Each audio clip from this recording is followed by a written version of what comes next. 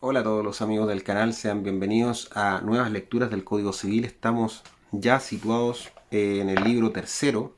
Terminamos en el video anterior el libro segundo con las acciones posesorias especiales, que habría sido el título 14 del libro segundo. Vamos a dar comienzo al libro tercero, que va a corresponder a las de la sucesión por causa de muerte y de las donaciones entre vivos. El título primero que nos toca leer hoy va a ser las definiciones y reglas generales.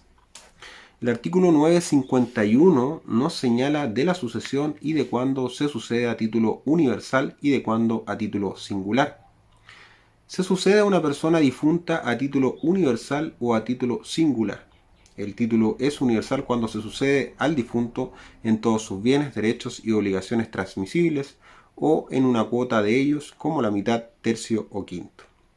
El título es singular cuando se sucede en una o más especies o cuerpos ciertos, como tal caballo, tal casa, o en una o más especies indeterminadas de cierto género, como un caballo, 3 vacas, 600 pesos fuertes, 40 fanegas de trigo. En el artículo 952, de cuándo la sucesión se llama testamentaria y de cuándo intestada o ab intestato. Si se sucede en virtud de un testamento, la sucesión se llama testamentaria, y si en virtud de la ley se llama intestado o ab intestato. La sucesión en los bienes de una persona difunta puede ser en parte testamentaria y en parte intestada. ¿De qué se llaman asignaciones por causa de muerte, asignaciones y asignatario? El 953 nos señala, se llama asignaciones por causa de muerte las que hace la ley o el testamento de una persona difunta para suceder en sus bienes. Con la palabra asignaciones se significa en este libro las asignaciones por causa de muerte, ya las haga el hombre o la ley. Asignatario es la persona a quien se hace la asignación. El artículo 954 nos señala de que se llame herencias, legados, heredero y legatario. Las asignaciones a título universal se llaman herencias y las asignaciones a título singular, legados. El asignatario de herencia se llama heredero y el asignatario de legado, legatario. Del momento de apertura de la sucesión y de la ley por que se regla.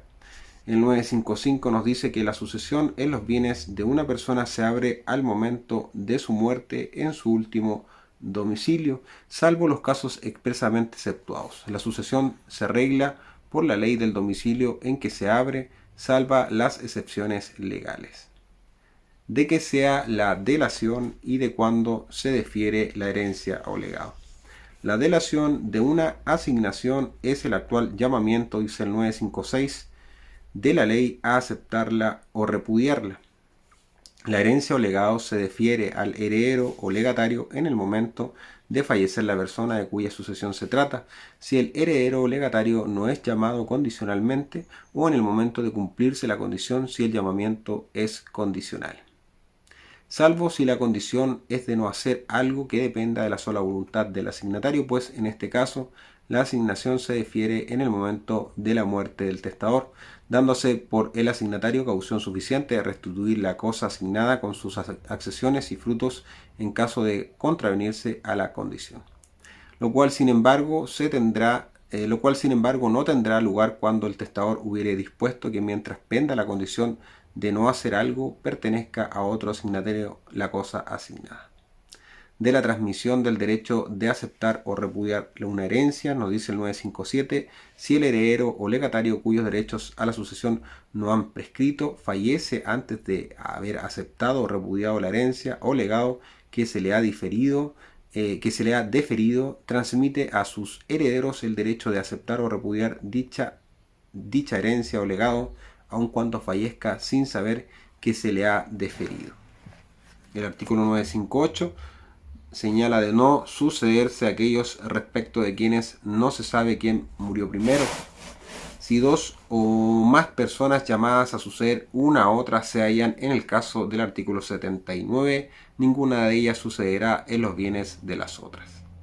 De las llamadas bajas generales de la herencia, el artículo 959 nos señala que en toda sucesión por causa de muerte para llevar a efecto las disposiciones del difunto o de la ley, se deducirán del acervo o masa de bienes que el difunto ha dejado, incluso los créditos hereditarios. Número 1. Las costas de la publicación del testamento, si lo hubiere, y las demás anexas a la apertura de la sucesión. Número 2. Las deudas hereditarias. Número 3. Los impuestos fiscales que gravaren toda la masa hereditaria. Y número 4. Las asignaciones alimenticias forzosas. El resto es el acervo líquido de que dispone el testador o la ley. De los impuestos fiscales que gravan la masa hereditaria, ciertas cuotas o legados. El artículo 960 nos dice: los impuestos fiscales que graban toda la masa se extienden a las donaciones revocables que se confirman por la muerte. Los impuestos fiscales sobre ciertas cuotas o legados se cargarán a los respectivos asignatarios. De quien sea capaz y digno de suceder, el artículo 961 nos dice que será capaz y digna de suceder toda persona a quien la ley no haya declarado incapaz o indigna.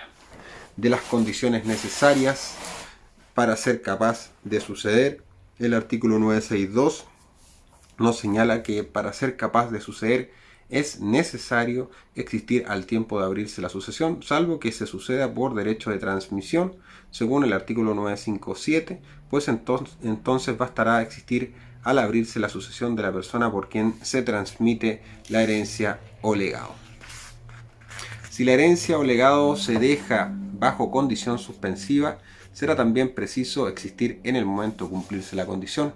Con todas las asignaciones a personas que al tiempo de abrirse la sucesión no existen, pero se espera que existan, no se invalidarán por esta causa si existieren dichas personas antes de expirar los 10 años subsiguientes a la apertura de la sucesión. Valdrán con la misma limitación las asignaciones ofrecidas en premio a los que presten un servicio importante, aunque el que lo presta no haya existido al momento de la muerte del testador. De la incapacidad de cualquier establecimiento que no sea persona jurídica, el 963 nos dice que son incapaces de toda herencia o legado las cofradías, gremios o establecimientos cualesquiera que no sean personas jurídicas, pero si la asignación tuviere por objeto la fundación de una nueva corporación o establecimiento, podrá solicitarse la aprobación legal y obtenida esta valdrá la asignación. De la incapacidad de suceder por ciertas condenas penales, el 964 nos dice que es incapaz de suceder a otra persona como heredero o legatario el que antes de deferírsele la herencia o legado hubiera sido condenado judicialmente por el crimen de dañado ayuntamiento con dicha persona y no hubiere contraído con ella un matrimonio que produzca efectos civiles. Lo mismo se extiende a la persona que antes de deferírsele la herencia o legado hubiere sido acusada de dicho crimen si se siguiere condenación judicial. El 965 nos señala de la incapacidad del confesor del testador y de su extensión.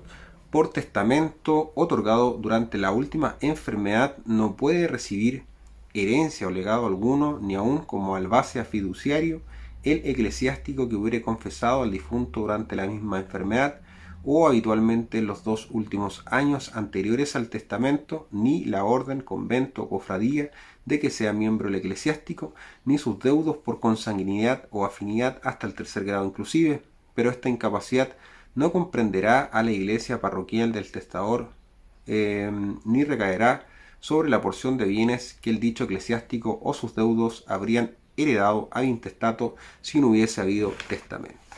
De la nulidad de la disposición a favor de un incapaz, el 966 nos señala que será nula la disposición a favor de un incapaz, aunque se disfrace bajo la forma de un contrato oneroso o por la interposición de persona. De la prescripción de las acciones contra el asignatario incapaz y sus efectos, el artículo 967 nos dice que el incapaz no adquiere la herencia o legado mientras no prescriban las acciones en que en contra él pueden intentarse por los que tengan interés en ello. de quienes sean indignos de suceder como herederos o legatarios. El artículo 968 nos señala: son indignos de suceder al difunto como herederos o legatarios: número 1, el que ha cometido el crimen de homicidio en la persona del difunto o ha intervenido en este crimen por obra o consejo o la dejó perecer pudiendo salvarla. El número 2 nos dice que el que cometió atentado grave contra la vida, el honor o los bienes de la persona de cuya sucesión se trata, o de su cónyuge, o de cualquiera de sus ascendientes o descendientes, con tal que dicho atentado se pruebe por sentencia ejecutoriada. El consanguíneo, número 3, el consanguíneo dentro del sexto grado inclusive, que en el estado de demencia o destitución de la persona de cuya sucesión se trata no la socorrió pudiendo. Número 4, el que por fuerza o dolo obtuvo alguna disposición testamentaria del difunto o le impidió testar. Y número 5, el que dolosamente ha detenido o ocultado un testamento del difunto, presumiéndose dolo por el mero hecho de la detención o ocultación. De otras personas que no son indignas de suceder, de otras personas que son indignas de suceder, el artículo 969 nos señala: número 6, es indigno de suceder el que, siendo mayor de edad, no hubiere acusado a la justicia del homicidio cometido en la persona del difunto, tan presto como lo hubiere sido posible. Cesará esta indignidad si la justicia hubiere empezado a proceder sobre el caso, pero esta causa de indignidad no podrá alegarse sino cuando constare que el heredero o legatario no es cónyuge de la persona por cuya obra o consejo se ejecutó el homicidio, ni es del número de sus ascendientes y descendientes, ni hay entre ellos deudo de consanguinidad o afinidad hasta el tercer grado inclusive. El artículo 970, de otras personas que son indignas de suceder, número 7, es indigno de suceder al impúber, demente, sordo o sordo-mudo que no pueda darse a entender claramente, el ascendiente o descendiente que, siendo llamado a sucederle ab intestato, no pidió que se le nombrara un tutor o curador y permaneció en esta omisión un año entero, a menos que aparezca haberle sido imposible hacerlo por sí o por un procurador. Si fueren muchos los llamados a la sucesión, la diligencia de uno de ellos aprovechará a los demás. Transcurrido el año, recaerá la obligación antedicha en los llamados en segundo grado a la sucesión intestada. La obligación no se extiende a los menores ni en general a los que viven bajo tutela o curaduría.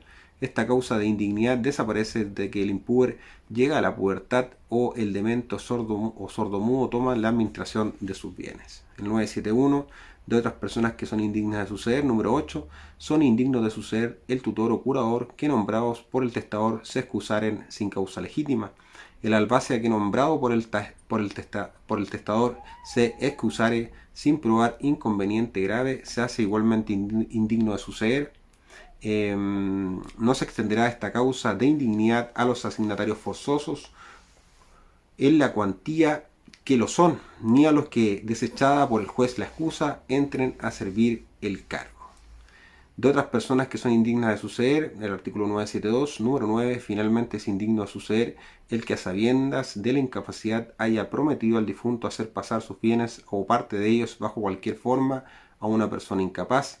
Esta causa de indignidad no podrá alegarse contra ninguna persona de las que por temor reverencial hubieran podido ser inducidas a hacer la promesa al difunto, a menos que hayan procedido a la ejecución de la promesa.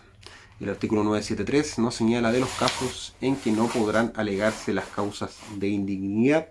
Las causas de indignidad mencionadas en los artículos precedentes no podrán alegarse contra disposiciones testamentarias posteriores a los hechos que la producen, aun cuando se ofreciere probar que el difunto no tuvo conocimiento de esos hechos al tiempo de testar ni después.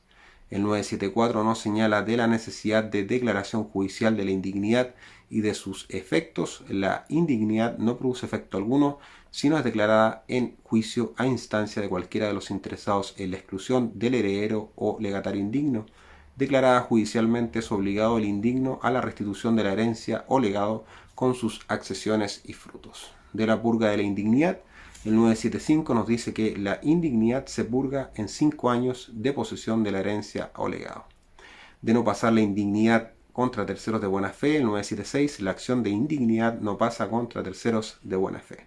de la transmisión de la herencia o legado a los herederos del indigno. El 977 nos dice que a los herederos se transmite la herencia o legado de que su autor se hizo indigno, pero con el mismo vicio de indignidad de su autor por todo el tiempo que falte para completar los 5 años. De quienes no pueden oponer la excepción de incapacidad o indignidad del artículo 978, los deudores hereditarios o testamentarios no podrán oponer al demandante la excepción de incapacidad o indignidad.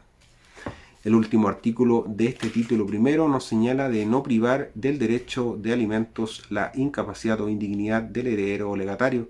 El artículo 979 dice que la incapacidad o indignidad no priva al heredero o legatario excluido de los alimentos que la ley le señale, pero en los casos del artículo 968 no tendrán ningún derecho a alimentos. Con este artículo terminamos el primer título, ¿no es cierto?, del libro tercero, que corresponde a las reglas generales, ¿no es cierto?, ahí las definiciones de la sucesión por causa de muerte y de las donaciones entre vivos. En el siguiente capítulo vamos a revisar el título segundo, que van a dar las reglas relativas a la sucesión intestada.